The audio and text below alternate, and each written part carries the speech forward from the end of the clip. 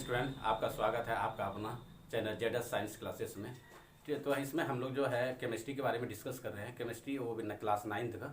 ठीक है, तो 9th में हमने पिछले 2 क्लास में पढ़ा था, जिसमें पार्ट 1 और पार्ट 2। पहले जो पार्ट 1 था उसमें हमने डिस्कस किया था मेटर के बारे में, और मेटर क्या चीज़ होता है उसके बारे में हमने पढ़ा था, और उसके साथ साथ कैरेक्टरिस्टिक्स पढ़े थे, और जो मेटर में यूज़ होने वाला जो पार्टिकल्स था उस पार्टिकल के बारे में हमने डिटेल से पढ़ा था। फिर सेकेंड पार्ट था हमारा। सेकेंड पार्ट में हमने स्टडी किया था स्टेट ऑफ मैटर के बारे में, और जो स्टेट ऑफ मैटर था उसके साथ साथ जो एंशियंट टाइम में जो इंडियन फिलोसफर ने दिया था पंचतत्वों के बारे में, 5 एलिमेंट के बारे में, उसके बारे में स्टडी की है। उसके बाद हमने क्या किया था, जो इंटरनेशनल लेवल पर जो हम स्टेट ऑफ मैटर पढ़ते हैं, सॉलिड लिक्विड गैस, उसके अलावा जो न्यू स्टेट ऑफ मैटर आया है जिसमें से बोस-आइंस्टाइन स्टेट है और साथ में एक प्लाज्मा, तो 5 टोटल मिला के 5 होता है। उन 5 के बारे में हमने स्टडी किया था। अगर आपने स्टडी नहीं किया है इस चीज़ के बारे में तो पिछला मेरा वीडियो जो पार्ट 1 और पार्ट 2 आया है उसको आप देख सकते हैं। उसके बाद आप पार्ट 3 में ज्वाइन कीजिए। ठीक है, तो आपको समझने में केमिस्ट्री आसानी होगा। पढ़ना है यहाँ पे केमिस्ट्री में पढ़ना है difference between solid liquid and gas. जो हम जो पढ़ते हैं ना स्टेट ऑफ मैटर में सॉलिड लिक्विड और गैस, तो इसमें जो पार्टिकल किस तरह का बिहेव करता है, कैसा अरेंजमेंट होता है, कैसा रिजिडिटी होता है, स्ट्रेंथ कैसा होता है, उसके बारे में डिस्कस करेंगे। तो फर्स्ट पॉइंट जो आज हम यहाँ पे डिस्कस करेंगे वो है अरेंजमेंट ऑफ पार्टिकल्स। क्या है? Arrangement of particles. तो अरेंजमेंट ऑफ पार्टिकल्स देखते हैं यहाँ पे। जो सॉलिड होता है ना, तो सॉलिड में जो पार्टिकल का अरेंजमेंट होता है इस तरह से होता है कि उसका जो पार्टिकल्स होता है वो क्या होता है, बहुत ही क्लोज होता है, एक दूसरे के साथ क्या होता है, बहुत ही क्लोजली अटैच होता है। इसे बोलते हैं टाइटली पैक्ड। क्या बोलते हैं इसका? टाइटली पैक्ड होता है। क्या होता है भाई? सॉलिड का पार्टिकल्स क्या होता है, टाइटली पैक्ड होता है। और इसके कंपेयर में अगर हम लिक्विड की बात करते हैं तो लिक्विड में क्या होता है, स्लाइटली क्या होता है, मोर स्पेस रखता है as compare of the solid. तो देख रहे हैं क्या यहाँ पे, ये जो लिक्विड है इसके पार्टिकल के बीच में क्या है, सॉलिड के कंपेयर में थोड़ा सा ज्यादा स्पेस है।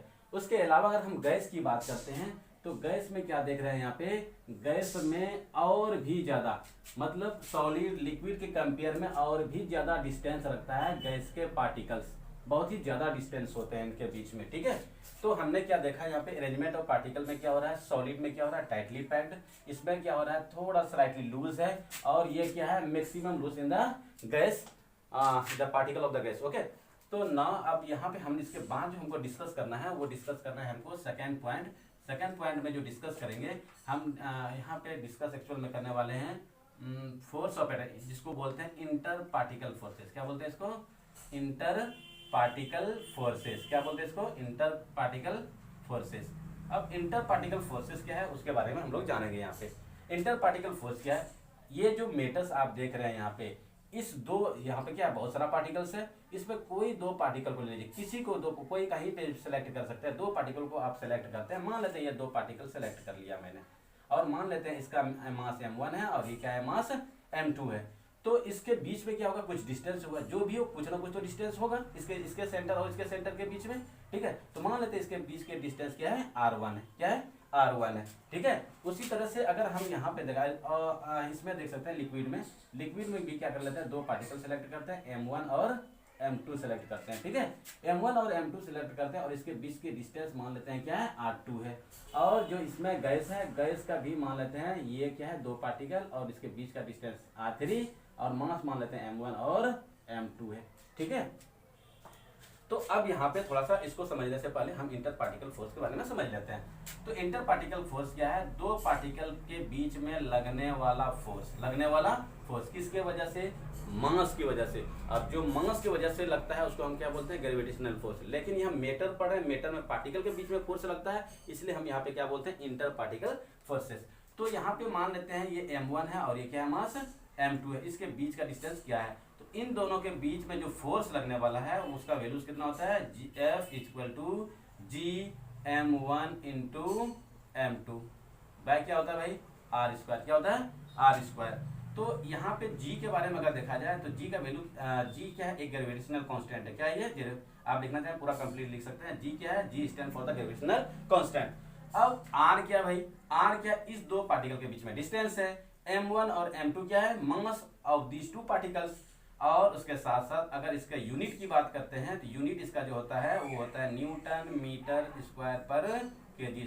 क्या होता है भाई, ये क्या है, आप इसका यूनिट है, किसका, यूनिट ऑफ यूनिट ऑफ जी बोल सकते हैं। क्या बोल सकते हैं? यूनिट ऑफ जी। अगर इसकी वैल्यूज की बात करें, किसका भाई? जी की वैल्यूज की बात करें तो जी का वैल्यूज जो होने वाला है यहाँ पे वो होगा 6.67 इंटू 10⁻11 न्यूटन मीटर स्क्वायर पर केजी स्क्वायर। याद रखेंगे इसको, इसको दो भागों में बांट लेंगे। पहला जो है यूनिट इसका जो है वो होता है न्यूटन मीटर स्क्वायर पर केजी स्क्वायर, और जो जी का वैल्यूज है वो होता है 6.67 इंटू 10⁻11।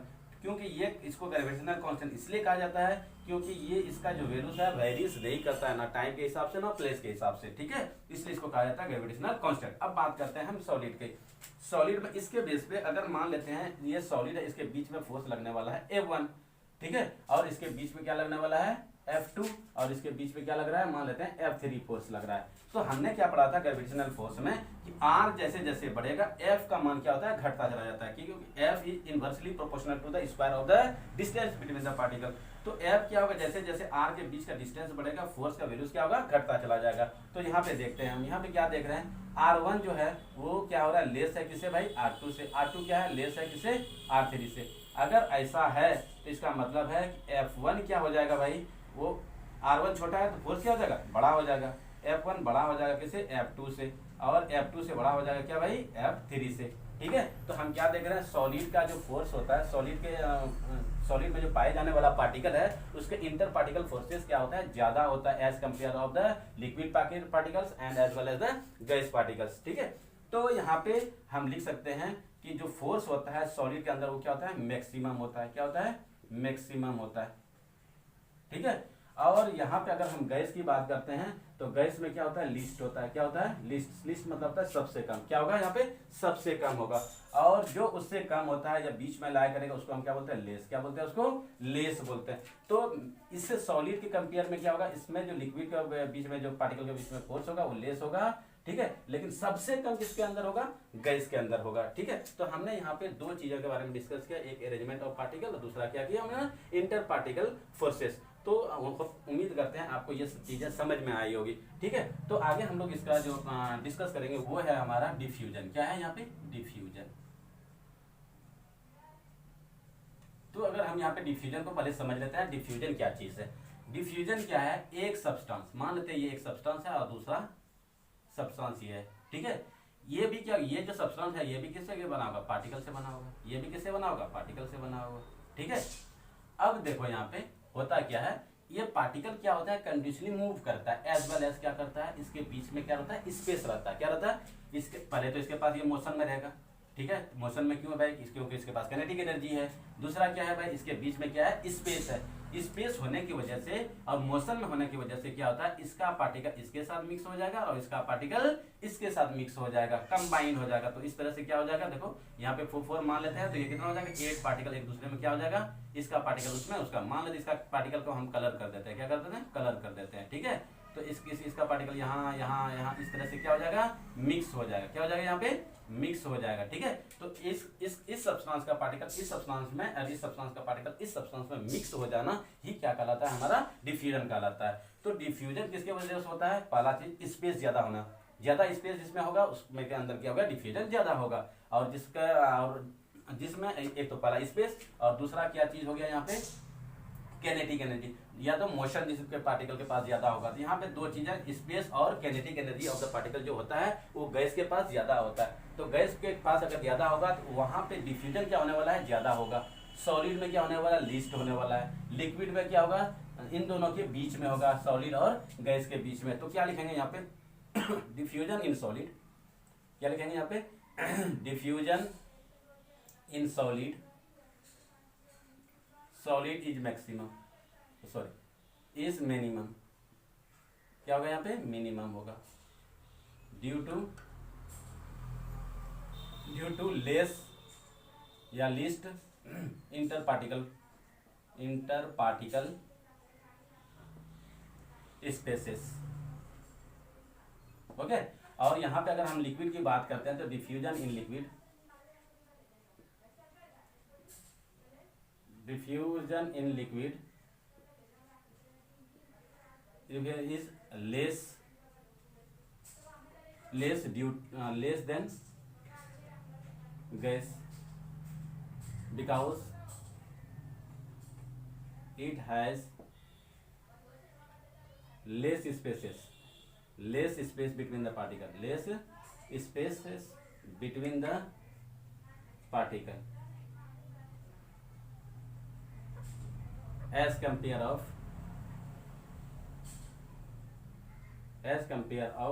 गैस। गैस के तुलना में क्या होगा, इसके अंदर लिक्विड के अंदर डिफ्यूजन क्या होने वाला है, कम होने वाला है। और गैस में क्या होगा, डिफ्यूजन इन मैक्सिमम, इसमें अगर बात करते हैं यहाँ पे पॉइंट ऐसे बना लेते हैं, ठीक है। तो गैस में क्या होगा, diffusion in gas is maximum, क्या हो जाएगा यहाँ पे, maximum, due to maximum space between the particle, space between the particles.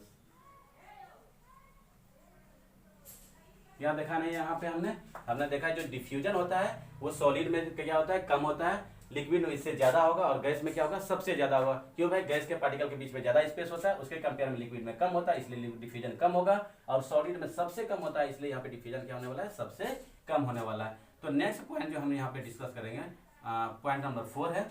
यहाँ पे हम बात करेंगे रिजिडिटी के बारे में। किसकी बात करेंगे, रिजिडिटी के बारे में। अच्छा, रिजिडिटी से मतलब है यहाँ पे शेप से। किससे मतलब है इसका, शेप से, ठीक है। तो रिजिडिटी जो होता है ना, ये डिपेंड करता है इंटर पार्टिकल फोर्स के ऊपर। हमने पीछे जो पढ़ा वहाँ पे इंटर पार्टिकल फोर्सेस, उसमें क्या होता है, सबसे ज्यादा किसके ऊपर होता है, सॉलिड में होता है, उसके बाद लिक्विड में होता है, उसके बाद गैस में होता है। तो रिजिडिटी सबसे ज्यादा क्या हो गया, इंटर पार्टिकल फोर्स के ऊपर डिपेंड करता है, तो directly proportional to the inter particle forces. तो सॉलिड में ज्यादा होता है, इसलिए रिजिडिटी सॉलिड का क्या होगा, ज्यादा होगा। लिखेंगे यहाँ पे रिजिडिटी इन सॉलिड, या rigidity in solid is maximum, okay. और अगर लिक्विड की बात करें तो लिक्विड में क्या हो जाएगा, rigidity in liquid is slightly less than solid. Solid से क्या होने वाला है, कम होने वाला है। और यहाँ पे बात करते हैं गैस का, तो यहाँ पे क्या हो जाएगा, rigidity in gas is least, क्या हो जाएगा यहाँ पे, गैस में जो रिजिडिटी होगा सबसे कम होने वाला है। यहाँ पे क्या होगा, लेस होगा, किसके, सॉलिड कंपेयर में सबसे कम होने वाला है गैस में, सबसे ज्यादा किसमें होने वाला है, सॉलिड के अंदर होने वाला है, ठीक है। जो इसका अगला पॉइंट है, नेक्स्ट पॉइंट यहाँ पे हम डिस्कस करेंगे, यहाँ पे स्पीड ऑफ साउंड की बात करेंगे। किसका बात करेंगे, स्पीड ऑफ साउंड की बात करते हैं।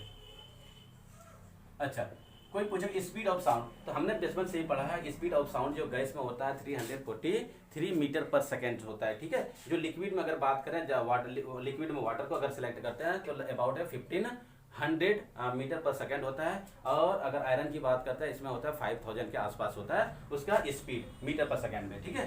तो क्यों होता है भाई, सॉलिड में क्यों ज्यादा होता है, गैस में सबसे कम हो रहा है, लिक्विड में क्या देख रहे हैं, इन दोनों के बीच में आया जा रहा है। तो इसका मतलब है स्पीड जो डिपेंड करता है, साउंड का जो स्पीड डिपेंड करता है, वो डिपेंड करता है किसके ऊपर, डेंसिटी के ऊपर। किसके ऊपर डिपेंड करता है, डेंसिटी के ऊपर। तो सॉलिड की जो डेंसिटी होता है ना, वो ज्यादा होता है। क्या होता है, डेंसिटी ज्यादा होता है। इसका मतलब है कि बहुत ही क्लोजली पैक्ड होता है, जिसमें जिस मैटर में जो पार्टिकल्स है जितना ज्यादा क्लोज होगा, उसमें स्पीड ऑफ साउंड क्या होगा, उतना ही ज्यादा होगा। तो स्पीड ऑफ साउंड की बात करते हैं, speed of sound in solid is maximum due to closely packed of particles, ठीक है। और इसके कंपेयर में अगर हम बात करते हैं, लिक्विड की बात करते हैं, तो क्या हो जाएगा यहाँ पे, speed of sound is slightly less than solid, slightly less than solid, okay. और तो पता ही चल रहा है क्यों किसकी वजह से होता है, स्पेस की होता है। जिसमें ज़्यादा क्लोज होगा तो उसमें स्पीड ऑफ साउंड ज़्यादा होगा, जिसमें ज़्यादा डिस्टेंस होगा उसमें ज़्यादा, उसमें क्या होगा, स्पीड ऑफ साउंड क्या हो जाएगा, कम हो जाएगा। उसके बाद कंपेयर में अगर गैस की बात करें, गैस में क्या हो जाएगा, सबसे कम हो जाएगा speed of sound, speed of sound in gas is list. Okay. तो हमने यहाँ पे स्पीड ऑफ साउंड के बारे में पढ़ा। स्पीड ऑफ साउंड किसके डिपेंड कर रहा है, डेंसिटी ऑफ द मैटर। किस पे डिपेंड कर रहा है, डेंसिटी ऑफ मैटर।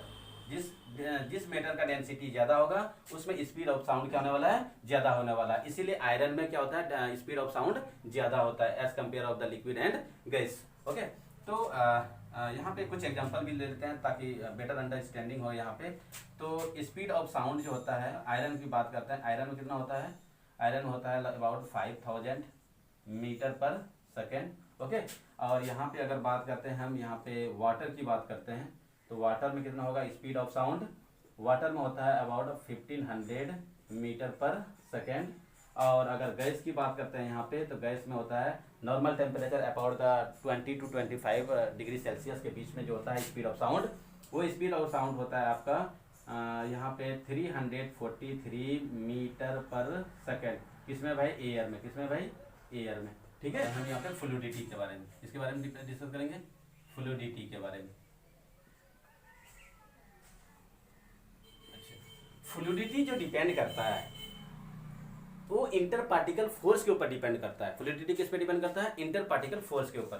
तो जिसमें इंटर पार्टिकल फोर्स ज्यादा होगा वहां पे फ्लूइडिटी कम होने वाला है। फ्लूइडिटी क्या होगा, कम होगा। तो बात करते हैं सॉलिड की। तो सॉलिड में क्या होता है, सॉलिड में इंटर पार्टिकल फोर्स ज्यादा होता है, तो वहां पे फ्लूइडिटी क्या होगा, कम होगा। गैस में क्या होता है, इंटर पार्टिकल फोर्सेस कम होता है, इसलिए फ्लूइडिटी क्या होगा वहां पे, ज्यादा होगा। लिक्विड में बीच में होता है, इसलिए क्या होता है, वो लेस होगा। किसके कंपेयर में, गैस के कंपेयर में। ठीक है। और सबसे कम किसमें होगा फ्लूइडिटी भाई, सॉलिड के अंदर होगा। तो fluidity depends on, fluidity depends on inter particle forces, inter particle forces. ठीक है।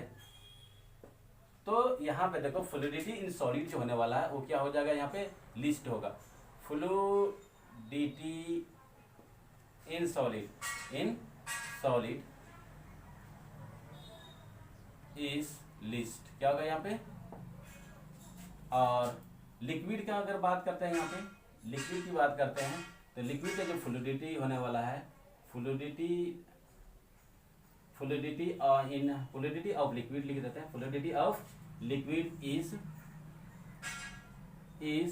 लेस, स्लाइटली मोर, यहाँ पे इसके कंपेयर में मोर लिख सकते हैं, स्लाइटली मोर देन सॉलिड, इससे ज्यादा होने वाला है। और यहाँ पे अगर बात करते हैं गैस का, तो गैस में जो होने वाला है आपका जो फ्लूइडिटी है, फ्लूइडिटी इन गैस या fluidity of gas, fluidity of gas is maximum.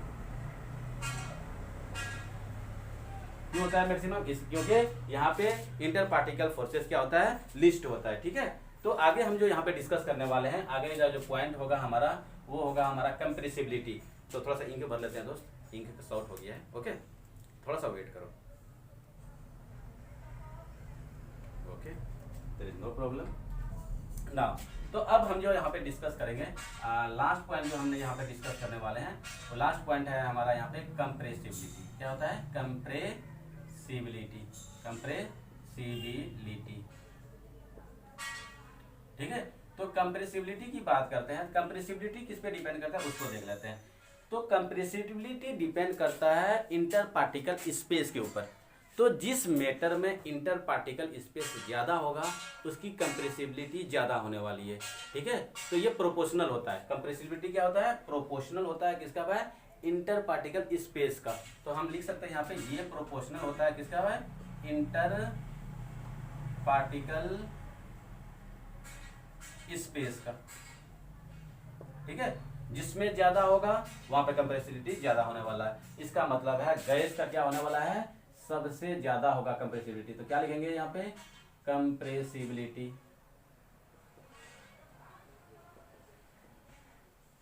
Of gas is क्या हो जाएगा यहाँ पे, मैक्सिमम हो जाएगा। क्या होगा, मैक्सिमम होगा। और यहाँ पे जो कंप्रेसिबिलिटी है सॉलिड का क्या होने वाला है, क्या होने वाला है यहाँ पे, लिस्ट होने वाला, क्योंकि इंटर पार्टिकल स्पेस है ही नहीं, इसलिए इसको ज्यादा कंप्रेस नहीं कर पाएंगे। तो कंप्रेसिबिलिटी ऑफ सॉलिड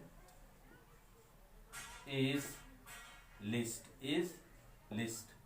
ओके, और अगर बात करते हैं इसके कंपेयर में, इसमें क्या होने वाला है, ज्यादा होने वाला है। तो कंप्रेसिबिलिटी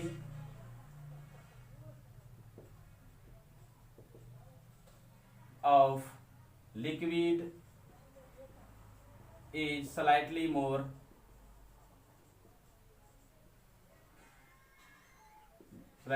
देन सॉलिड। ठीक है, तो हमने यहाँ पे क्या देखा, हमने डिस्कस किया इसमें डिफरेंस बिटवीन सॉलिड, लिक्विड और गैस में। इसमें बहुत सारा कैरेक्टरिस्टिक्स को हमने पढ़ा, फ्लूइडिटी के बारे में पढ़ा, कंप्रेसिबिलिटी के बारे में पढ़ा, स्पीड ऑफ साउंड के बारे में पढ़ा, arrangement of particle, inter particle forces के बारे में पढ़ा, डिफ्यूजन के बारे में पढ़ा, इन सभी के रीजन के बारे में भी पढ़ा। अगर आपको कहीं पे अगर डिफिनेशन में कहीं दिक्कत है तो आप वीडियो को पॉज करके वहाँ पे डिफिनेशन सुन के भी आप लिख सकते हैं। तो उम्मीद करते हैं आपको यहाँ पे बेटर अंडरस्टैंडिंग हुआ होगा सॉलिड, लिक्विड और गैस में, क्योंकि मैं स्टार्टिंग किया हो इस चीज़ के बारे में। तो थोड़ा सा अगर प्रॉब्लम कहीं पे आ रहा है, कोई परेशानी, कोई अगर कमियां हमारे के अंदर आ रहा है तो आप कमेंट ज़रूर करें, ताकि हम अपनी गलतियों के ऊपर सुधार कर सकें। थैंक यू, फिर मिलते हैं नेक्स्ट क्लास में।